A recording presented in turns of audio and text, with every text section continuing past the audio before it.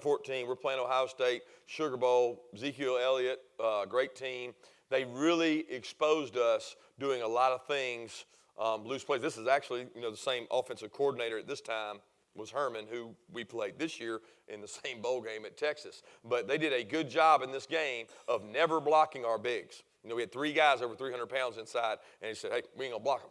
We're going to run sideline to sideline. We're going to go really fast. We're going to get you sloppy. This was a really bad play, bunch of bad angles, guys tired, fastball, things we didn't handle well, and that's Ezekiel Elliott. And then here's another picture, taking a shot in the game, max protected, 7-man protection, throwing the ball downfield. They made a ton of plays in this game and exposed us.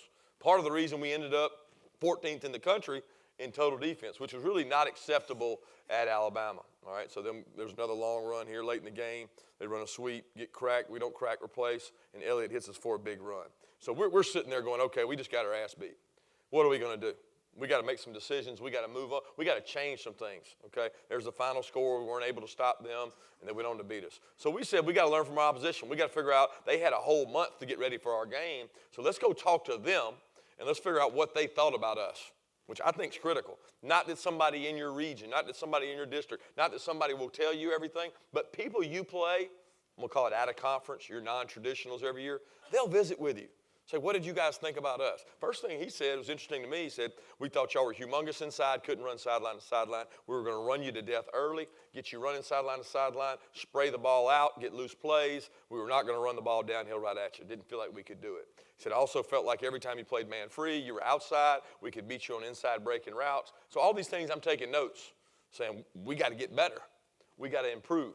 So we use that stuff to help us. His defensive coordinator, Todd Orlando, we have a lot of respect for. He's a big odd guy. He's a big 3 down, 0 nose, 4 eyes. We think he does a great job, so we visited with him.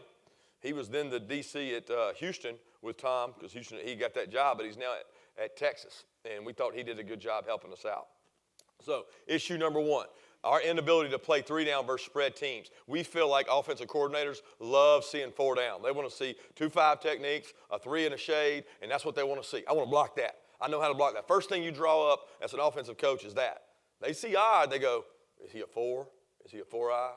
Is he here? Is he there? Are they doing something with the nose? We wanted to be able to play 3 down. And I think Schumann was telling me as I walked in, we ended up about 60% 4 down this year, 40% 3 down. As opposed to the year before, it was 60-40 odd to 4 down front. So we've kind of done both, but we like to be both because we want that offensive coordinator to sit in there and think, uh-oh, what do I got to do? How are they going to play us? Which front are they going to be in? I think you create issues for the other team when you do both those. So we didn't have the ability to play 3 down and against spread teams because 2013 and 14, there's regular personnels, okay? 2 true outside backers. We're in 3 down 90% of our snaps against those personnel groupings. All right, then you come over here and say, all right, what about a team that went 11, 20? Does everybody in the room know those numbers? Y'all talking my language? 11, one back, 1 tight end. 22 back, no tight end. 10, 1 back, no tight end, so 4 wide. But what happened to us, teams knew they could get us in 4 down by doing what? Being in those personnel groupings. And teams said, we're going to get odd front, we're going to get 50 defenses when we get in these personnel groupings because we were not playing odd to these personnel groupings. And so if I'm an offensive coordinator and I don't want to see odd, shit, I'm going to line up in 20, I'm going to line up in 11, I'm going to line up in 10, and I'm going to use all those things. So they were dictating what front they got, which bothered us. So we spent a lot of times. Why so little 3 down and nickel? So why didn't you play more 3 down against those?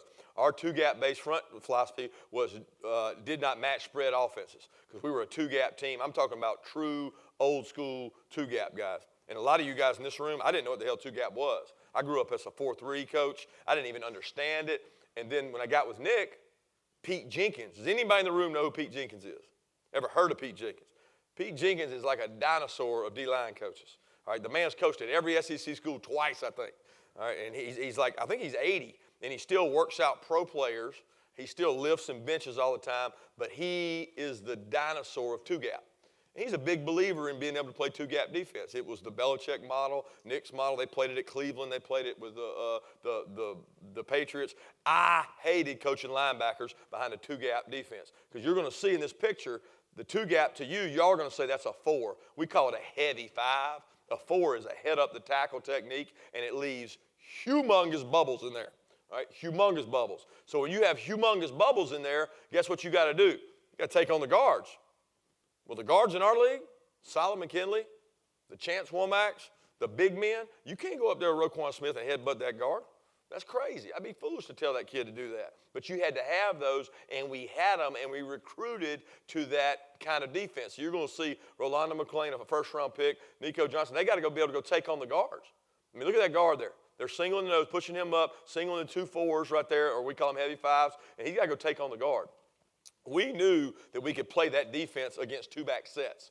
But we didn't like playing that defense against 1-back sets. So here's another video clip of what I'm talking about. You had to have take-on backers. And I mean take on, I mean go take on a 300-pound man, you're 245 pounds. But when they go spread, I need you to take your 245 pounds and go out there and cover that receiver too. Now, you're not going to cover Alvin Kamara with a 250-pound linebacker, but he might win against that guard.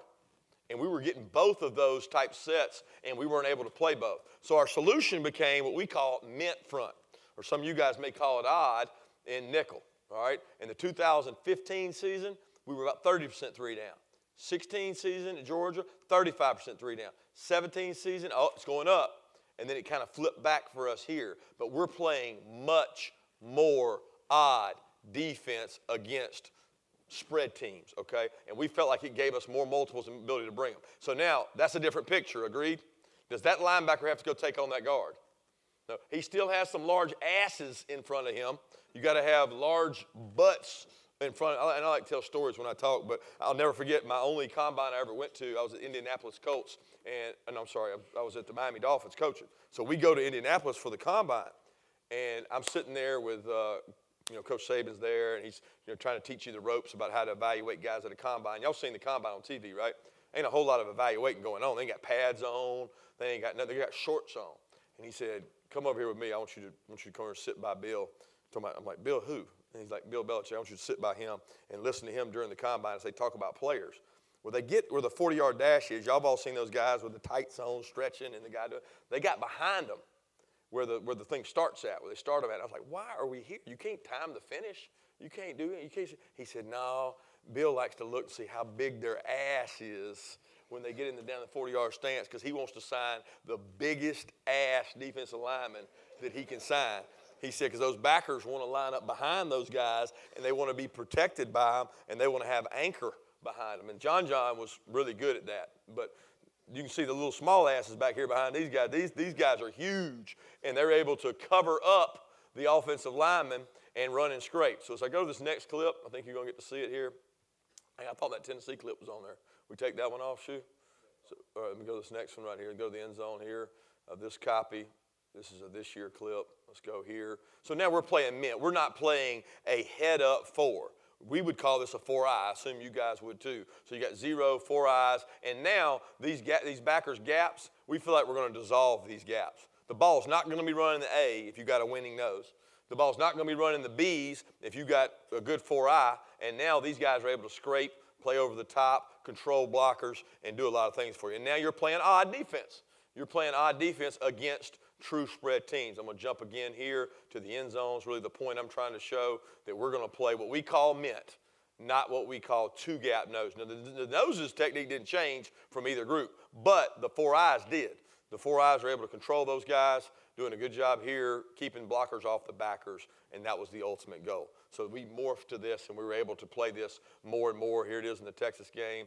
Again, man, you see everybody in there tight. Should be no gaps. Closing, we don't necessarily spill. We don't wrong shoulder. We close, try to get 2, keeping both our guys alive, okay? Now, so that's the same physicality, but different techniques. And I'm about to turn this over to Schumann, but I want to show this. So we had to train this technique. Most linebackers come to us from a high school program where they have never taken on blockers. So we did this drill every camp at Alabama. We didn't do it during the season. We did it leading up to the season. I loved it. We called it trade drill, but it was a safe way to block, zone block, gap scheme things, and it taught our backers to read keys, take on blocks, and be able to play blocks better.